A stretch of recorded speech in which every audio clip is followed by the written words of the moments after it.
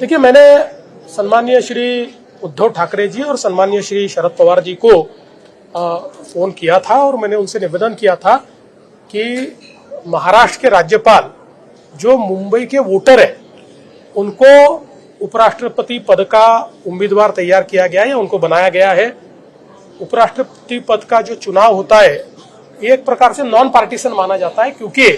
इस चुनाव में कोई व्हीप नहीं होता। इसलिए मैंने उनसे निवेदन किया कि चूंकि आप महाराष्ट्र की अस्मिता को मानने वाले लोग हैं तो आपने भी महाराष्ट्र का एक वोटर ये देश का उपराष्ट्रपति बन रहा है, इसलिए आप उन्हें समर्थन दीजिए। इस प्रकार का मैंने उनसे निवेदन किया था। मुझे उद्धव जी ने कहा कि हम सबसे चर्चा करके फिर निर्णय करेंगे, और शरद पवार जी ने कहा कि चूंकि सारा अपोजिशन साथ में आकर एक कैंडिडेट खड़ा कर रहा है तो हमको उनके साथ जाना पड़ेगा। अंतर्राष्ट्रीय स्तर पर जिस तरीके की परिस्थिति बनी हुई है उसको लेकर के कल महाराष्ट्र सरकार ने एक महत्वपूर्ण बैठक की, वॉर रूम तैयार किया ताकि एक नया मार्केट खोजा जा सके ऐसी परिस्थिति के लिए। देखिए, देश के प्रधानमंत्री नरेंद्र मोदी जी ने जो ट्रेड बैरियर्स तैयार हुए हैं उसको एक अवसर के रूप में लीजिए, इस प्रकार का संदेश दिया है, और इस अवसर का इस्तेमाल करते हुए नए ट्रेड मार्केट्स तैयार कीजिए, नए ट्रेड रूट्स तैयार कीजिए, और इनको तैयार करते समय जो हमारे बिजनेसेस को कठिनाइयां आती है उन कठिनाइयों को दूर करने के लिए आप ईज ऑफ डूइंग बिजनेस के रिफॉर्म्स कीजिए, ऐसा एक संदेश दिया, जिसके चलते हमने हमारी महाराष्ट्र की जो मित्रा हमारी स्टेट इंस्टीट्यूट ऑफ ट्रांसफॉर्मेशन है उसके साथ में एक कमेटी तैयार की है, जो कमेटी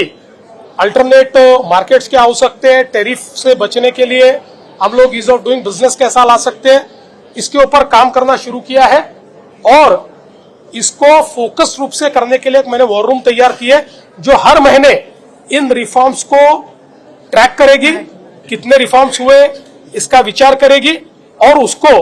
लागू किया गया है या नहीं किया गया है इसके ऊपर ध्यान देगी। ट्रैफिक कितनी बड़ी समस्या है खासकर मुंबई और महाराष्ट्र के लिए, क्योंकि पिछले 3 दिनों से ट्रैफिक काफी ज्यादा है और राज ठाकरे ने भी कल प्रेस कॉन्फ्रेंस करके कहा कि आपको कुछ। देखिए, मुझे राज ठाकरे मिले थे, उन्होंने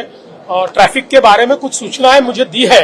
और मैं स्वागत करता हूँ। कोई भी अगर अच्छी सूचनाएं देता है तो हम उसको लागू करने का प्रयास करेंगे। पृथ्वीराज चौहान जी के बारे में विधायक अतुल बाबा भोसले जी ने जो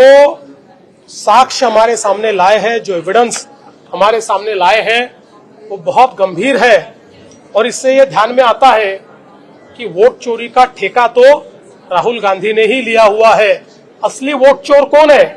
ये इसमें से बाहर आया है, और अब इसका जवाब राहुल गांधी ने देना है।